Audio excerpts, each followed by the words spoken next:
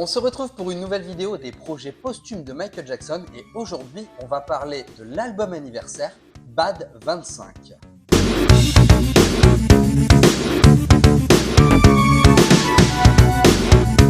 C'est en 2012 que le projet Bad 25 va voir le jour.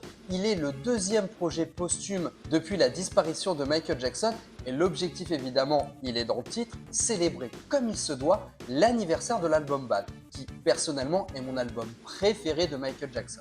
Suite à l'échec commercial et médiatique du premier projet posthume, l'album de titres inédits remixés Michael, l'Estate of Michael Jackson sait qu'elle doit repartir à la reconquête des fans de Michael. Car la direction prise à ce moment-là était encore de surfer sur la vague de Michael Jackson qui gardait cette cote de popularité depuis son décès et pouvoir contenter également les fans de la première heure. Pour lancer son projet, l'Estate se met en contact avec différents fan clubs de Michael Jackson et va proposer un site internet où les fans pourront exprimer leur désir sur ce type de projet et de quelle manière ils auraient envie de célébrer l'anniversaire de cette période incroyable dans la carrière de Michael. Suite à ce sondage, une redondance de réponses interviendra à travers les communautés de fans du monde entier et réclame particulièrement des titres inédits de la période Bad, un DVD d'un des concerts du Bad Tour, première tournée solo dans la carrière de Michael Jackson, et à savoir qu'à ce moment-là, ce concert n'avait alors été jamais édité en support physique. On pouvait trouver quelques copies pirates du Bad Tour à Yokohama, mais aucune réelle sortie officielle n'avait été faite. Et je dois dire qu'au moment de ces différents échanges, le projet était plutôt prometteur. Déjà, les fans étaient entendus et on avait ce sentiment de considération autour d'un projet qui célèbre l'œuvre de Michael. C'est alors qu'arrivera une première annonce, une ressortie single du titre I Just Can't Stop Loving You. Et la sortie de ce titre avait deux particularités. La première, rééditer l'état d'origine du morceau avec son intro de base présent sur les vinyles. Une introduction de la chanson qui avait totalement été supprimée de toutes les rééditions de Bad jusqu'à ce jour. I just want to lay next to you for a while.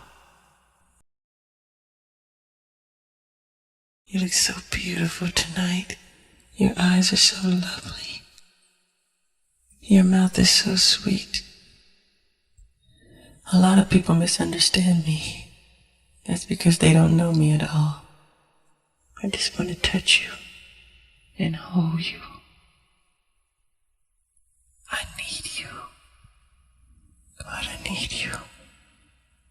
I love you so much.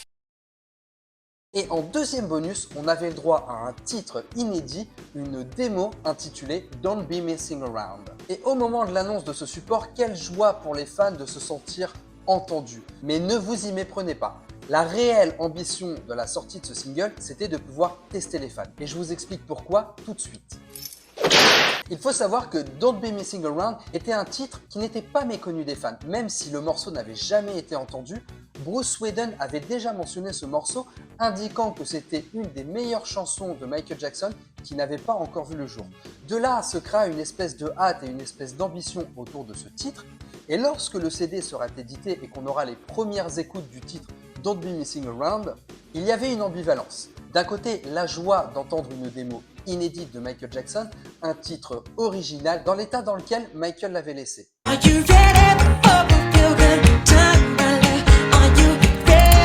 Mais une déception quand même, ce n'était pas le titre que Bruce Whedon, l'ingénieur son de Michael Jackson, nous avait promis à travers ses dires. De là est arrivé quelques suppositions. Est-ce que c'est réellement la version finale de Don't Be Messing Around ou est-ce que c'est une simple ébauche?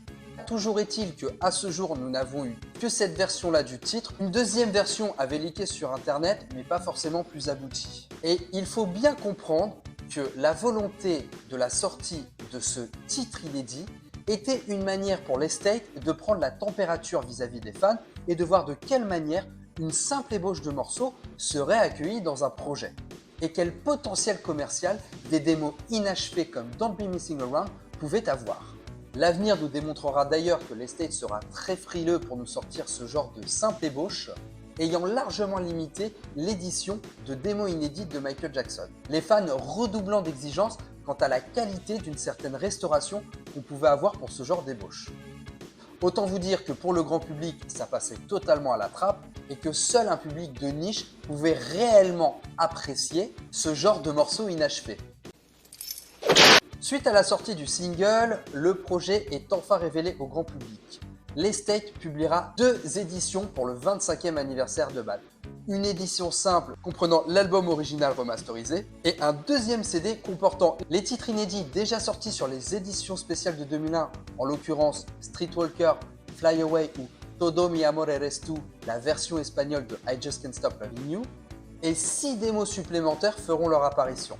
Don't Be Missing Around, déjà présent sur le CD de titre de I Just Can't Stop Loving You, la démo I'm So Blue Free, un titre nommé Song Groove aka Motion Paper, un morceau très engagé, le titre Price of Fame qui devait servir pour les promotions des pubs Pepsi, et enfin le Saint Graal, le titre Al Capone, la démo originale qui servit d'ébauche pour le titre Smooth Criminal. Une démo qui était prisée des fans et extrêmement attendue.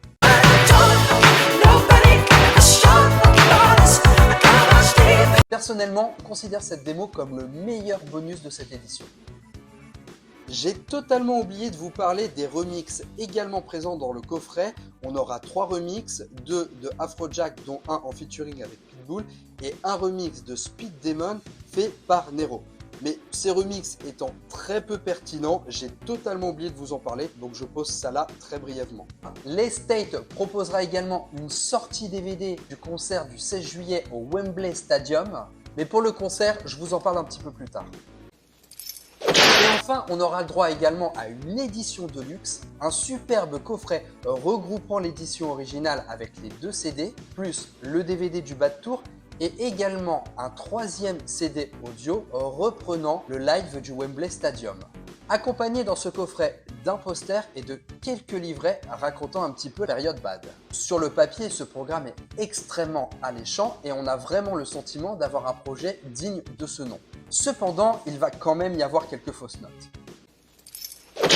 D'abord, sur le nombre de titres inédits. Il est vrai que pour célébrer un 25e anniversaire, on peut se dire que 6 titres inédits, c'est un petit peu léger. Et l'Estate fait ce qu'on appelle dans le jargon beaucoup de frigo, c'est-à-dire qu'ils essayent de garder au maximum les titres inédits en leur possession pour pouvoir les éparpiller dans différents projets et obliger les fans à consommer ce qui sera proposé. Seulement, il faut savoir qu'il y a une ambivalence entre ce que l'Estate peut sortir et les différentes démos inédits que d'autres ayants droit ont en leur possession et qui ne trouvent pas d'accord, principalement financier, avec l'Estate pour pouvoir les éditer. Une première déception sur le nombre de titres inédits qu'on pouvait avoir. Ensuite, une grosse déception sur le DVD du concert. En effet, lors du visionnage du concert, on constate une qualité d'image extrêmement faible. Et l'Estate avait effectivement déclaré qu'ils avaient construit le DVD à partir de cassettes vidéo retrouvées dans les archives de Michael Jackson. Cependant, on sait que des concerts de l'époque du Bad Tour qui ont été filmés sortent de bien meilleure qualité. Rien que sur YouTube, vous pouvez retrouver différentes prestations scéniques de cette époque avec une bien meilleure qualité. Et je vais vous parler d'un autre projet après qui va le démontrer. Donc ça a été une première déception, même si on avait un son plutôt agréable. Et au niveau du CD audio du Bad Tour, même si c'était la première fois qu'on avait une édition en audio d'un concert de Michael Jackson, la déception était que beaucoup de morceaux sur scène ont été hachés pour rentrer sur le CD. Ce qui pouvait donner quelque chose d'assez fluide, mais qui aurait pu être bien meilleur en termes de qualité. Au-delà de ces points noirs autour du projet, je tiens quand même à dire que le projet est bien plus élaboré que ce que nous avait présenté Michael Jackson en 2008 pour le Thriller 25.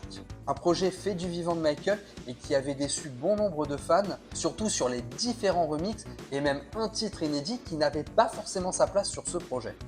Bad 25e anniversaire verra le jour le 17 septembre 2012 dans les bacs. Cependant, nous aurons une surprise supplémentaire car le réalisateur américain Spike Lee, qui a d'ailleurs travaillé avec Michael Jackson sur les clips de They Don't Care About Us, proposera un média supplémentaire pour fêter cet anniversaire et éditera un documentaire sur toute la session Bad. Sûrement le projet le plus intéressant, le plus pertinent et le plus prisé par la communauté des fans. Ce documentaire reprend des images d'archives de Michael Jackson et va traiter chaque chanson de l'album où on pourra voir notre artiste préféré en studio en train de travailler sur ses morceaux. En plus de ça, les images sont vraiment d'une netteté et d'une qualité impeccable, un vrai récit historique qui nous permettra d'en apprendre un peu plus sur la construction de l'album Bad et qui donnera également des images d'archives sur les répétitions et l'élaboration du Bad Tour. Un documentaire absolument indispensable, que ce soit pour les fans de Michael, les fans de musique en général et pour tous ceux qui aiment l'histoire de la pop culture. Ce documentaire propose réellement une très bonne qualité d'image, une très bonne construction narrative avec un storytelling totalement maîtrisé. En somme, la qualité de l'objet est totalement sans appel. En plus, on a eu le droit à une affiche sublime. La réelle question qu'on pouvait se poser à la sortie de ce documentaire, c'est pourquoi ne pas l'avoir inclus dans ce coffret Bad 25e anniversaire. Pour conclure, je trouve que malgré ses lacunes et une qualité visuelle au niveau du DVD à revoir, le projet Bad 25e anniversaire est le projet posthume le plus abouti, car il respecte réellement cette période, il respecte l'album et il y avait une réelle volonté de faire plaisir aux fans.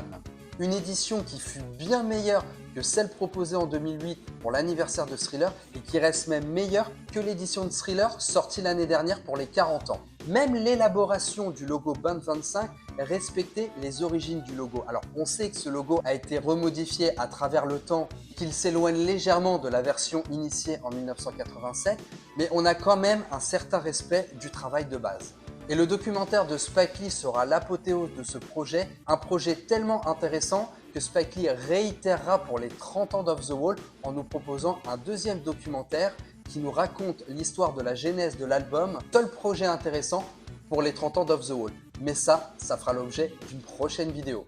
C'est tout ce que j'avais à vous dire sur le projet Bad 25. J'espère que cette vidéo vous aura plu. Si c'est le cas, n'hésitez pas à liker et partager et surtout me dire dans les commentaires ce que vous avez pensé de ce projet. Si vous voulez soutenir la chaîne, le lien Tipeee est présent en description. Vous pouvez également devenir membre premium et avoir accès à du contenu en avant-première. Et surtout, pensez à vous abonner pour ne pas rater les prochaines vidéos. Sur ces bonnes paroles, moi je vous laisse. Ciao les amis!